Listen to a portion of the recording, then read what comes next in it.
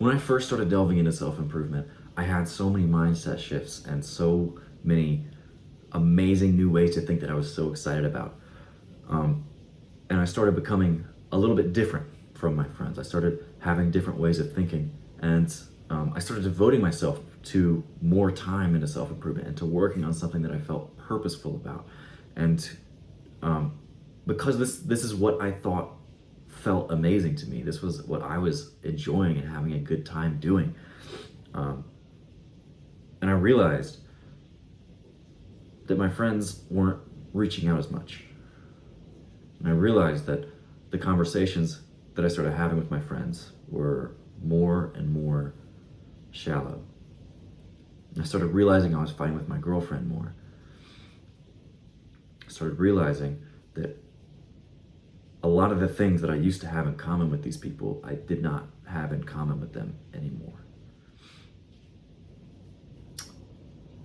And I started to struggle because I started to feel very alone. I started to feel cut off from people. And if you can relate to that story at all, you are a lot like me. And I am going to tell you exactly why ambition is making you lonely and why it doesn't have to. The first reason is you are literally seeing the world differently now. You have had a paradigm shift. The paradigm that you have is the way that you see the world, the lens that you are seeing the world through. And when you shift that paradigm, you literally start thinking differently than other people because you start seeing differently than other people. And that leads you to start acting differently than other people, which is a good thing because you already know that you can achieve anything, right? If you stick 4 to 6 hours of your time on any one singular thing, you can achieve it, right? Like, you know that you have the focus, the drive, determination, the work ethic. You could do it. You could become reasonably successful at about anything you put your mind to if you just devote that time. But this causes you to value things differently. And because you now value things differently, you're now making different choices than these people. You don't make excuses anymore. You understand that time is the most valuable thing that you have. So whenever people want to whenever you have friends that want to smoke weed and just watch movies on the couch all day, you kind of cringe a little bit at that. Because now you think, time is the most precious thing that I have.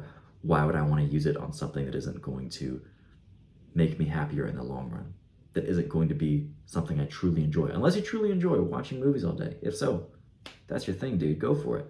But I know that's not something that I valued anymore.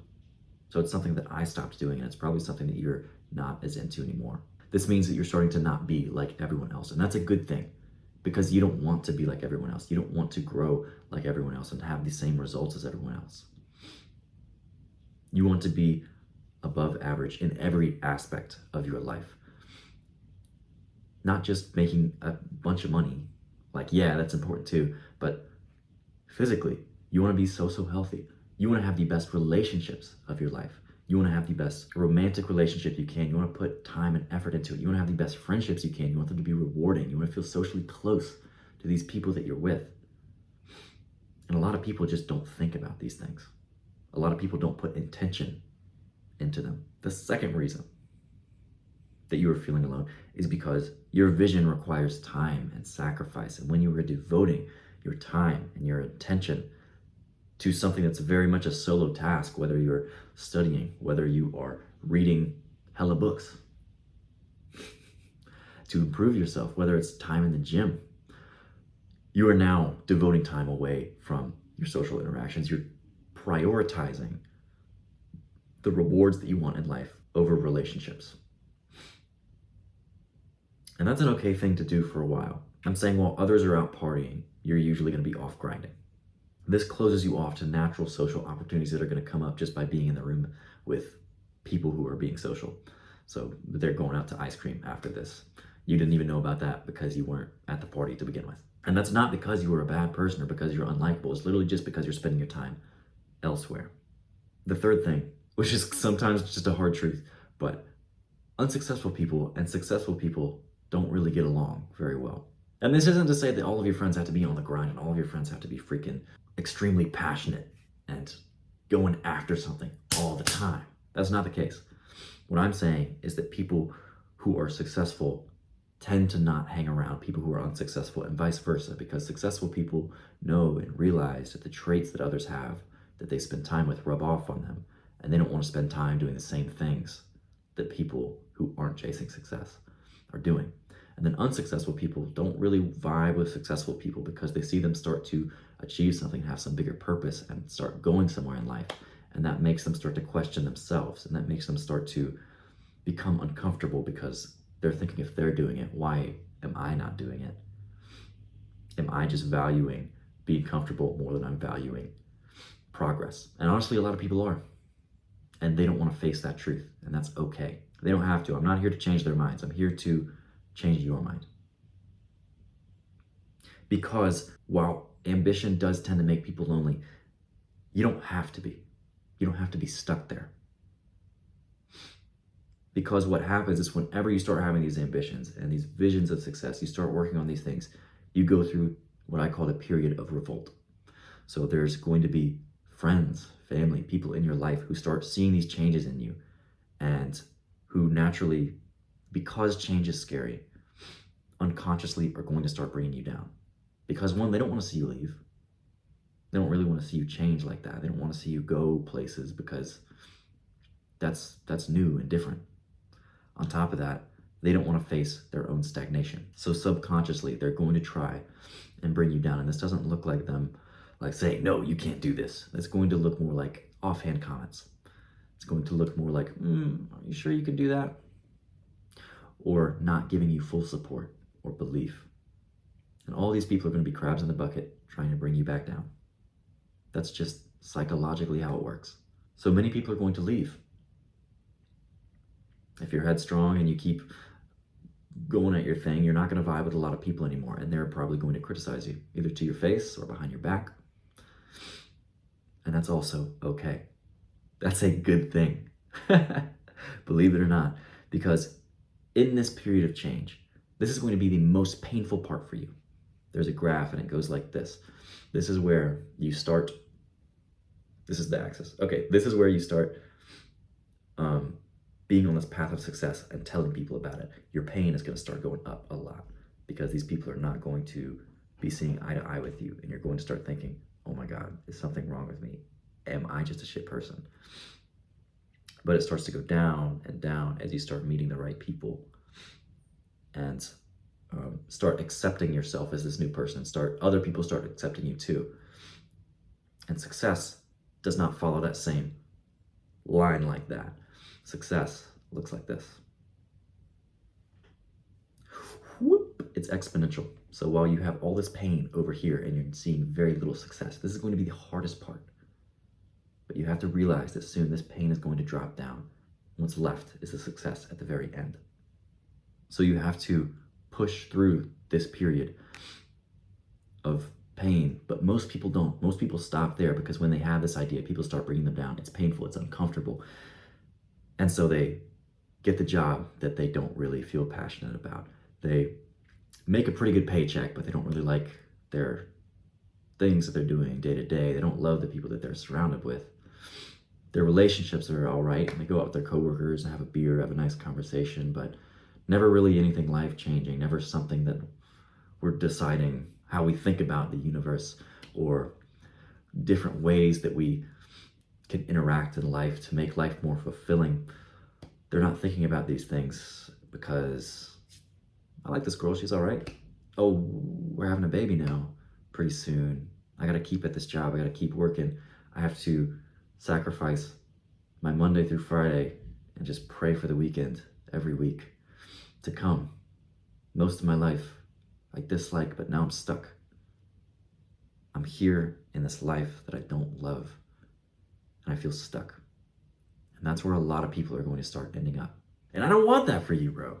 So right now, you have to do your future self the favor of doing the hard thing of going through this pain period. Probably losing some people in your life, but also gaining a hell of a lot of really sick people too. Because just because you are going through this period does not mean that you have to be lonely forever. That's not a thing. Most successful people aren't lonely. So you don't have to be lonely. You do have to be polarizing. Because when you start seeing these higher levels of success, when you start going after these things, naturally, you are going to start to polarize people because you're going to have more eyes on you. You have to be okay with being controversial. A lot of people are going to misunderstand you. They're probably going to freaking hate you, bro. And that's okay, because you're going to have a lot of people who love you, who are just so into what you were saying, they freaking adore you. Being polarizing is good, with women and life. So now you're in this part, this stage where you are attracting your new group. So what you can do to start having these new amazing people who are going to be a great influence on you, around you, pursuing your passion and your purpose publicly and doing it for free. So right now I'm making YouTube videos publicly under my own name. If anyone wants, they can go look up Luke Grenoble and they can see my deepest, darkest thoughts about a lot of things. And on top of that, I'm putting this stuff out there for free, meaning I'm naturally going to connect with a lot of people. A lot of people are going to be able to see what I'm doing. A lot of people are going to be able to have an opinion about me, to make a decision about me. This is going to draw the right people towards me, and it's going to draw the right people towards you too. You must also make time to be social, because you can live your life in an unbalanced way, and I argue that you should. You should live your life in an unbalanced way. Like, you should be working probably more than you are socializing right now. If you're in a younger stage of your life where you want to find the success that you haven't had yet, that's just a reality. It's something you got to do. But there should still be a balance. You cannot cut social life out completely. You have to make an effort to actually go out, be social, find cool, fun things to do, and meet people there. And you have to bring a good energy to the group. You have to be excited, man. Just be excited about stuff. Be interested in the other person and be excited. If you bring this good energy, people are naturally going to want to gravitate and be around you. And use radical honesty, because radical honesty is going to polarize people. So basically, if you're having your stream of thoughts, say what you're thinking for the most part, unless it's going to be something like hella offensive. Also combine the principle of radical honesty, of saying what you're feeling, what you need, what you want. Combine that with the principle of criticizing generally and praising specifically. So whenever you have a good thing to say, be like, Donna, this is a fantastic thing that you have done. Whenever you have some criticism to give, criticize the behavior, criticize the action, the thing happening, rather than Donna. And business books and self-improvement books get this part wrong, but not everyone that you should hang around should be valuable, quote unquote. Like, you shouldn't have to feel like you're learning something every time that you're around someone. Hang with people who are cool. Hang with people who are funny, who are fun, because that's just a fucked way to look at social interaction, right? Like, you're not getting something out of every time that you go with, like, to hang out with someone. That's not what socializing was made for. We're social because we're social creatures, and we're meant to have fun. We're meant to talk to other people. So do that. You don't have to always look for someone who has something to give you. Look for someone who is excited. Look for someone who is fun to be around, who brings good, positive energy. Lastly, make developing a cool, fun social life an ambition too. Literally make a goal for it. If your mind works the way mine does, like, you want to set goals because it feels good to. It feels good to go out and achieve them, and it gives you something to work towards. Literally work towards creating a banging social life. That's going to help you get out more, and it's going to help you find the kind of people that you want to be around. Be your radically honest self. Push through this period of revolt and act now and become unstoppable.